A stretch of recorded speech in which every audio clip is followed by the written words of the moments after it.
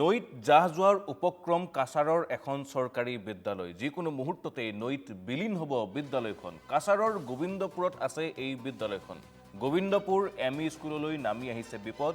বৰাক নৈৰ খহনীয়াত আক্ৰান্ত হৈছে বিদ্যালয়খন। ইতিমধ্যেই বিদ্যালয়খনৰ অধিকাংশ ভূমি বিলীন হৈছে নৈত। পথৰ কাষত অস্থায়ীভাৱে চলিছে বিদ্যালয়খনৰ পাঠদান। বিদ্যালয়খন স্থানান্তৰৰ আবেদন কৰিও পোৱা নাই সুফল। এই সন্দৰ্ভত শিলচৰৰ সাংবাদিক আহাদুল আহমেদৰ এক প্ৰতিবেদন আগবঢ়াইছো। মই এতিয়া উপস্থিত আছো কাছাৰ জিলাৰ উদাৰবন বিধানসভা সমষ্টিৰ গোবিন্দপুৰ অঞ্চলত। আৰু গোবিন্দপুৰ অঞ্চলত খহনীয়াই এক ভয়ংকৰ ৰূপ ধাৰণ কৰিছে। আৰু বৰাক নৈৰ খহনীয়াই ইতিমধ্যে দেখা গৈছে যে অঞ্চলটোৰ কেইবাশ ঘৰ ইতিমধ্যে নৈৰ বুকুত যা গৈছে। লগতে এখন বিদ্যালয় ইতিমধ্যে প্ৰায় 70% বিদ্যালয়খনৰ সম্পূৰ্ণ নৈৰ বুকুত যা গৈছে। আৰু খহনীয়াই ভয়ংকৰ ৰূপ ধাৰণ কৰিছে এই বিদ্যালয়খন।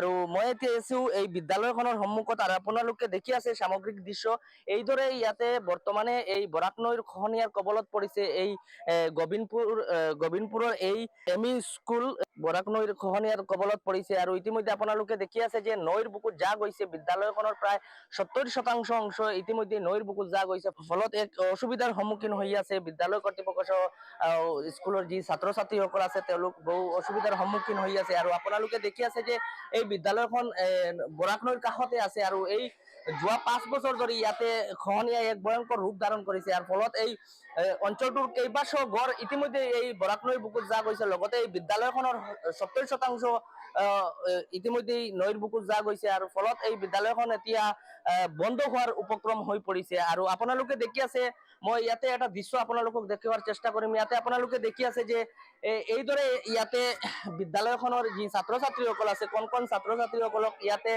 অস্থায়ীভাৱে ইয়াতে পাঠদান চলি আছে। আপোনালোকে দেখি আছে যে ইয়াতে অস্থায়ীভাৱে পথৰ কাষতে ইয়াতে এটা টিনৰ যি বেৰ আছে, বেৰ দি তেওঁলোকে ইয়াতে শিক্ষকসকলে পাঠদান কৰাই আছে ছাত্ৰ ছাত্ৰীসকলক। আৰু সম্পূৰ্ণৰূপে এই বিদ্যালয়খন এতিয়া বন্ধ হোৱাৰ দিকে আগবাঢ়ি গৈ আছে।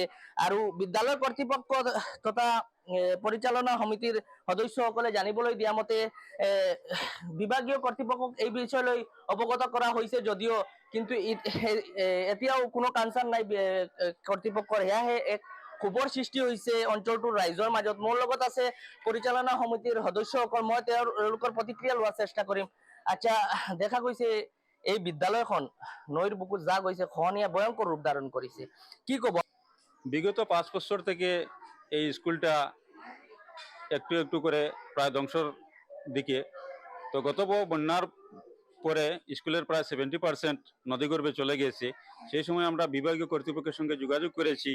বিও ম্যাডাম নিজে এসে তদন্ত করে গেছেন।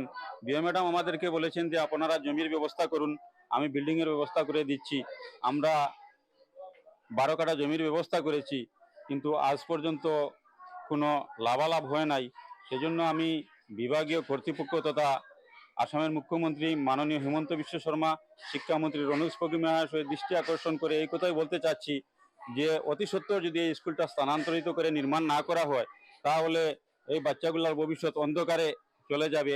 আর বর্তমানে এমনও একটা পরিস্থিতি যে কোনো সময় বড় রকম দুর্ঘটনা ঘটতে পারে।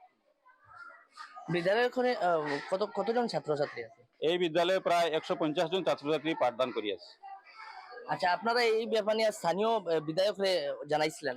আমরা অনেকবার স্থানীয় বিধায়ক মিহিরকান্তি সোমমহাশয়ের সঙ্গে যোগাযোগ করেছি। উনি আমাদেরকে বারবার প্রতিশ্রুতি দিয়েছেন যে হবে হবে, কিন্তু আজ পর্যন্ত হয় নাই। এটাই হয় নিশ্চয়কৈ ইয়া আছিলে পৰিচালনা সমিতিৰ যিগৰাকী সভাপতি তেওঁৰ মন্তব্য। মই পুনৰ আপোনালোকক এটা দৃশ্য দেখুৱাৰ চেষ্টা কৰিম।